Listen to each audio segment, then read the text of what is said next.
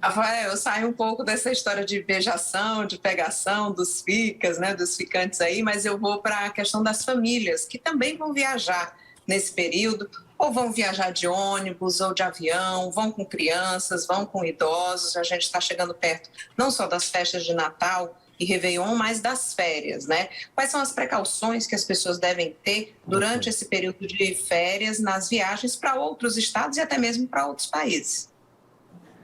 Bom, em primeiro lugar, eu diria que elas não podem tirar da bolsa seus passaportes vacinais, né? A gente tem presenciado esta semana especificamente, aliás, desde a semana passada, um apagão de dados no Ministério da Saúde. Então, a gente teve inicialmente um apagão no Conect SUS, o que impossibilitou o acesso das pessoas aos seus passaportes vacinais, e isso, na verdade, deflagrou uma situação pior ainda, maior, porque, na verdade, todo o sistema hoje do DataSUS está comprometido com relação aos dados.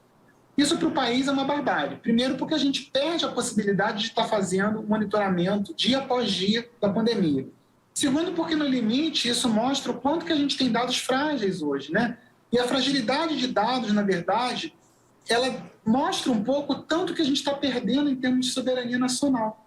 Porque a gente só consegue reconhecer a nossa população e aplicar medidas de política pública se a gente sabe de fato quem é essa população.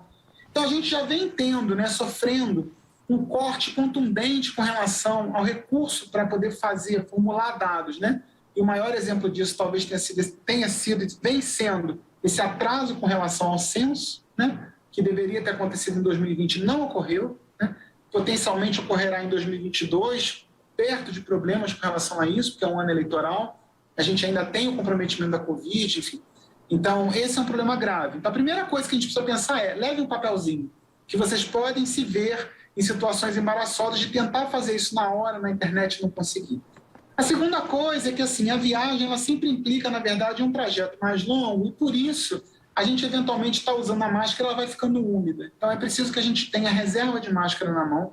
Se as pessoas estiverem viajando de avião, pior ainda, é recomendável fortemente que elas tenham máscara do tipo PFF2, ou que pelo menos usem máscara que tenham dupla camada, porque só assim elas vão estar adequadamente protegidas. Elas precisam estar muito conectadas assim, com as formas, né, que os lugares para onde elas estão indo estão adotando em termos de medida de higienização. Então, é preciso que, se estiver saindo do país, que elas saibam bem quais são as regras sanitárias desse país para onde elas estão indo, para não passarem aperto lá na hora no aeroporto. A gente precisa que elas tenham um cuidado adicional com relação à alimentação, né? Dentro do avião não tem como abrir janela. Então, se tiver de ônibus, se tiver de carro, sempre procurar manter o mais arejado possível. No avião, não tirar a máscara, né? Evitar um pouco o consumo de bebida e comida perto de outras pessoas. O distanciamento de 1,5 metro ainda é fortemente recomendado e a gente sabe que hoje nos aviões a gente não tem conseguido fazer isso. Eu já fiz algumas viagens de avião depois que a pandemia foi deflagrada e a gente tem que brigar, na verdade, para poder manter um pouco essa medida mínima de distanciamento entre as pessoas, né? Então, é importante que a gente faça isso. É importante também que a gente saiba quais são as condições sanitárias do lugar para onde a gente está indo. Então, saber um pouco se o hotel onde a gente vai ficar hospedado respeita as normas sanitárias vigentes, se não é para o hotel, é para a casa de alguém, né? Se a casa desse alguém dispõe das condições necessárias para abrigar pessoas, de forma a gente não ter aquelas viagens, como a gente fala aqui no Rio, né? Aquelas farofadas, onde tem 8, 10 pessoas dormindo no mesmo quarto. Então, procurar sempre estar um pouco ciente do que está acontecendo do lugar para onde a gente está indo, né? Isso é fundamental.